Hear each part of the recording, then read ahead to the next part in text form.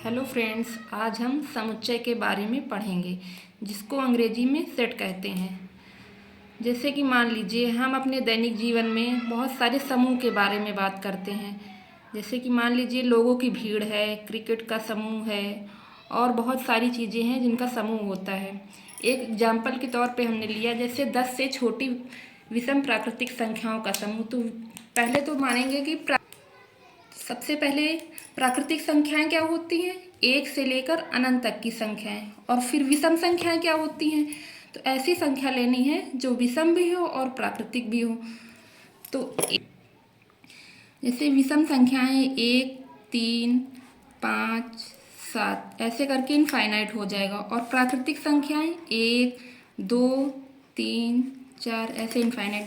तो ऐसी संख्याएं लेनी है जो दोनों हों। तो दोनों में क्या आएगा, 1, 3, 5, 7 ये। और गणित की भाषा में इन्हीं सब चीज़ों के समूह को ही समुच्चय कहते हैं। हमेशा ध्यान रखनी चाहिए कि समुच्चय को हमेशा अंग्रेजी के बड़े अक्षरों से ही लिखते हैं और समुच्चय के अवयवों को अंग्रेजी के छोटे अक्षरों से लिखते हैं। और इन अवयवों के समूह को हमेशा मंझले कोष्ठक में ही लिखते हैं। जैसे कि अंग्रेजी में जो वॉवेल्स होते हैं, स्वर होते हैं, मान लीजिए उनका समूह है तो उसको A, E, I, O, U ये लिख दिया और इसको मंझले कोष्ठक में कॉमा लगाकर लिखना है। ये हो गया समुच्चय। समुच्चय को अंग्रेजी के बड़े अक्षरों से और उसके अवयवों को अंग्रेजी के छोटे अक्षरों से लिखें। समुच्चय को दो प्रकार से लिखा जा सकता है, यानी कि समुच्चय को लिखने के दो मेथड होते हैं। एक समुच्चय निर्माण रूप, दूसरा रोस्टर रूप। और रोस्टर रूप को इसको तीन शब्द कह सकते हैं। एक तो टेबुलर मेथड होता है, एक लिस्निंग मेथड। जैसे कि पहला है समुच्चय निर्माण रूप। इस प्रकार में हम अवयव को मंझले कोष्ठक में नहीं लिखते हैं। इस मेथड में क्या होता है कि इसमें ना तो हम मंझले कोष्ठक में लिखेंगे और जो ये अवयव होते हैं ना ही इनको कॉमा लगा कर लिखना है। इसको एक सारणी रूप में लिखना होता है। जैसे कि ये लिखा है A=X सच दैट PX, या सच दैट को हम ये या फिर ये इस रूप में लिख सकते हैं। इसको पढ़ने में सच दैट पढ़ा जाता है। उदाहरण जैसे कि 8 से छोटी प्राकृतिक संख्याओं का समुच्चय, तो इसको इस तरह लेंगे। जैसे समुच्चय का कोई बड़ा एक कैपिटल लेटर ले लिया, A या फिर B, C कोई भी हम ले सकते हैं। मान लीजिए A है तो A बराबर X such that X belongs to N and X less than 8।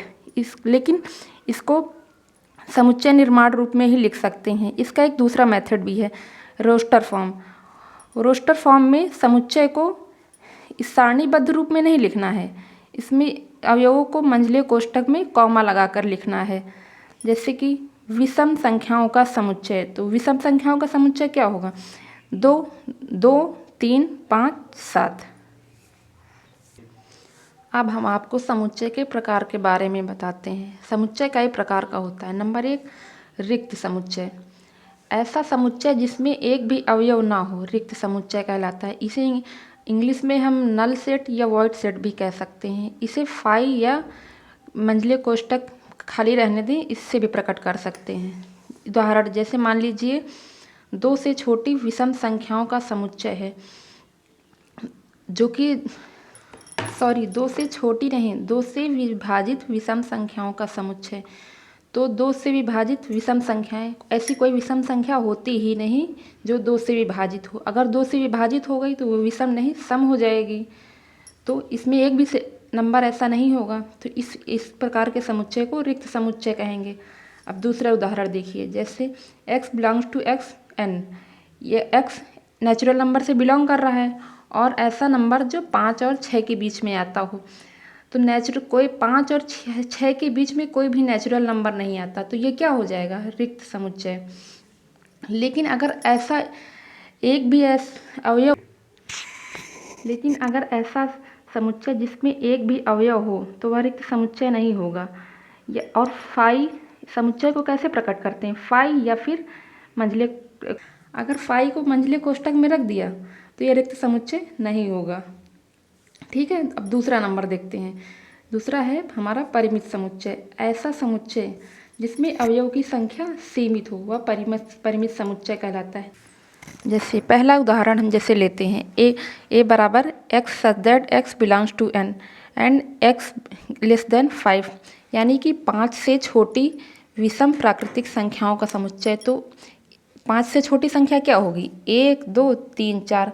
तो इसमें हम बता पा रहे हैं ना कि कितने नंबर आ रहे हैं। तो इसमें अवयवों की संख्या क्या हुआ? सीमित हुई, यानी कि अवयवों की संख्या कितनी हुई? 4। तो अवयवों की संख्या सीमित है ना, तो ऐसा समुच्चय जिसमें हम मतलब अवयवों को गिन सकते हैं और ये नहीं कि अवयवों की संख्या इनफाइनाइट हो रही है, तो वह परिमित समुच्चय होगा। अब इसका परिमित समुच्चय की कोटि को देखते हैं। जैसे कि किसी भी परिमित समुच्चय में कितने अवयव आ रहे हैं, जैसे कि हमने इसमें गिना ना 1 2 3 4, तो इन्हीं अवयवों की संख्या कितनी है, यही परिमित समुच्चय की कोटि कहलाती है। इसे हम नंबर ऑफ ए या ऑर्डर ऑफ ए से प्रदर्शित करते हैं। और प्रदर्शित किस तरह करेंगे? ये नंबर ऑफ ए इस तरह लिखा जाएगा, ऑर्डर ऑफ ए इस तरह लिखा जाएगा। जैसे देखिए, ये लिया एक संख्या 1 2 3 5 6 9 11, ये है, तो इसे नंबर ऑफ, तो इसमें नंबर ऑफ ए यानी कि परिमित समुच्चय की कोटि कितनी है? नंबर कितने आ रहा है? 6 है, तो परिमित समुच्चय कोटि कितनी हो जाएगी? 6। अब दूसरा देखते हैं, अपरिमित समुच्चय। ऐसा समुच्चय जिसमें अवयवों की संख्या सीमित ना हो, यानी कि जो परिमित समुच्चय नहीं होगा वो अपरिमित समुच्चय हो जाएगा। ए बराबर x such that x belongs to n, यानी कि ऐसा समुच्चय जिसमें सभी प्राकृतिक संख्या हो, प्राकृतिक संख्याओं का समुच्चय। तो प्राकृतिक संख्याएं तो बहुत हो जाएंगी ना, अनंत तक हो जाएंगी, 1 2 3 4, इनको हम गिन नहीं सकते, तो ये अपरिमित समुच्चय हो जाएगा। अब नेक्स्ट हमारा समतुल्य समुच्चय आएगा। हमने 2 समुच्चय लिया, ए और बी, और ए में समुच्चय ए में जितने अवयवों की संख्या है और समुच्चय बी में जितने अवयवों की संख्या है, यदि दोनों समुच्चय में अवयवों की संख्या बराबर है तो वह समतुल्य समुच्चय कहलाएगा। जैसे उदाहरण देखिए, ए बराबर 1 2 3, इसमें अवयवों की संख्या कितनी है? 3, और बी बराबर 3 7 9, अवयवों की संख्या कितनी है? 3। तो number of A number of B दोनों में बराबर है ना, यानी कि 3। तो ये क्या हो जाएगा? समतुल्य समुच्चय। अगला देखते हैं समान समुच्चय।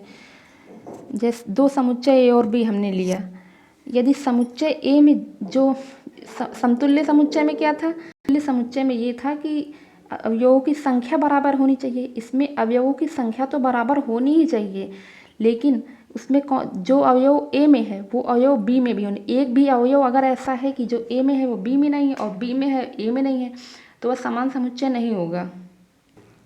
जैसे कि उदाहरण देखते हैं, ए बराबर 1 2 3, ये हो गया। और बी बराबर x such that x belongs to natural number less than equal to 3, तो ये भी उसके बराबर होगा ना। नेचुरल नंबर क्या होंगी? 1 2, और इसमें जैसे कि दिया गया है कि 3 को भी लेना है क्योंकि इक्वल टू है ना, तो 3। तो ए बी के बराबर हो गया ना, तो ए और बी समान समुच्चय होंगे। जब ये दोनों ए और बी समुच्चय समान नहीं होंगे तो असमान समुच्चय हो जाएगा। जैसे कि ए बराबर 4 5 6 और बी में 7 8 9 बराबर 12, इसमें ना अवयवों की संख्या बराबर है और ना ही जो भी अवयव है वो एक दूसरे के बराबर है, तो ये असमान समुच्चय हो जाएगा।